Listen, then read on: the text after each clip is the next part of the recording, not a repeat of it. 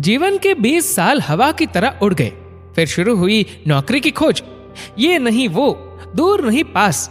ऐसा करते करते 2-3 नौकरियां छोड़ते एक तय हुई। थोड़ी स्थिरता की शुरुआत हुई। फिर हाथ आया पहली तनख्वाह का चेक। वह बैंक में जमा हुआ और शुरू हुआ अकाउंट में जमा होने वाले शून्यों का अंतहीन खेल।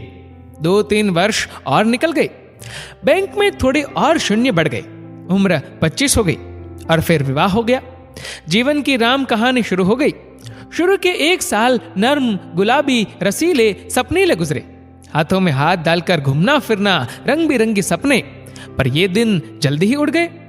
और फिर बच्चे के आने की आहट हुई। वर्ष भर में पालना जुलने लगा। अब सारा ध्यान बच्चे पर केंद्रित हो गया। उठना, बैठना, खाना पीना, लाड़ दुलार।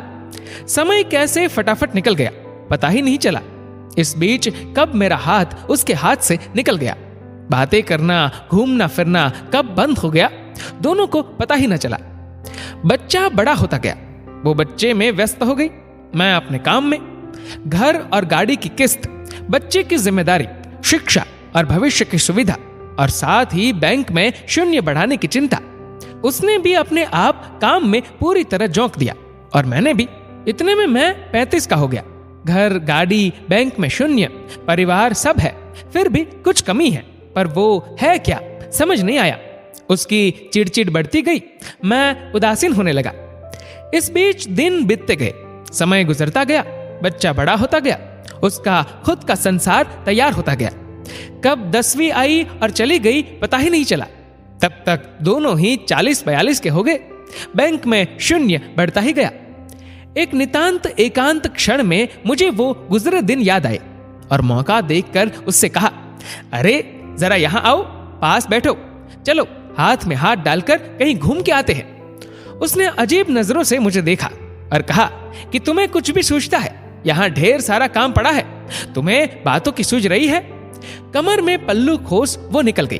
तो फिर आया 45वां साल। आंखों पर चश्मा लग गया, बाल काला रंग छोड़ने लगे, दिमाग में कुछ उलझने शुरू हो गई। बेटा उधर कॉलेज में था, इधर बैंक में शून्य बढ़ रहे थे। देखते ही देखते उसका कॉलेज खत्म। वह अपने पैरों पे खड़ा हो गया। उसके पंख फूटे और उड़ गया परदेश। उसके बालों का काला रंग भी उड़ने लगा। कभी कभी दिमाग साथ छोड़ने लगा।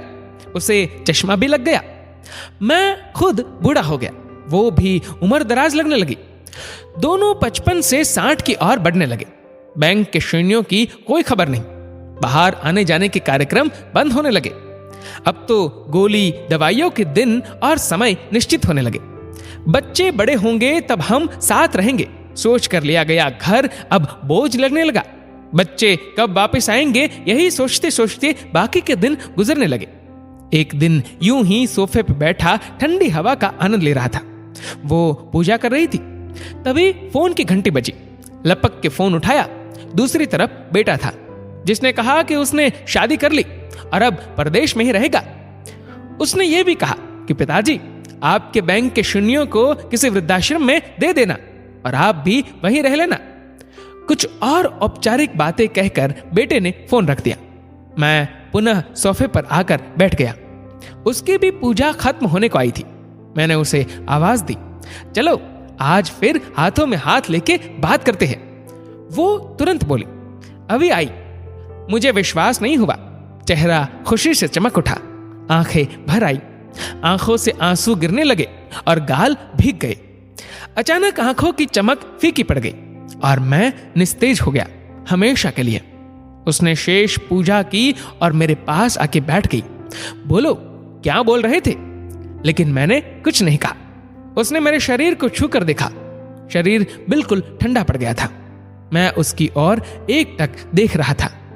क्षण भर को वो शून्य हो गई। क्या करूं?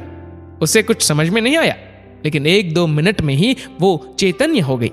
धीरे से उठी, पूजा घर में गई, एक अगरबत्ती की, ईश्वर को प्रणाम किया और फिर से आके सोफे पे बैठ गई। मेरा ठंडा हाथ अपने हाथों में लिया और बोली, चलो कहां घूमने चलना है तुम्हें? क्या बातें करनी है तुम्हें? बोलो। ऐसा कहते हुए उसकी आंखें भर आई। वो एकटक मुझे देखती रही। आंखों से अश्रुधारा बह निकली। मेरा सर उसके कंधों पर गिर गया। ठंडी हवा का झोंका अब भी चल रहा था। क्या यही जिंदगी है? नहीं, सब अपना नसीब साथ लेके आते हैं। इसलिए कुछ समय अपने लिए भी निकालो। जीवन अपना है तो जीने के तरीके भी अपने रखो। शुरुआत आज से करो, क्योंकि कल कभी नहीं आएगा।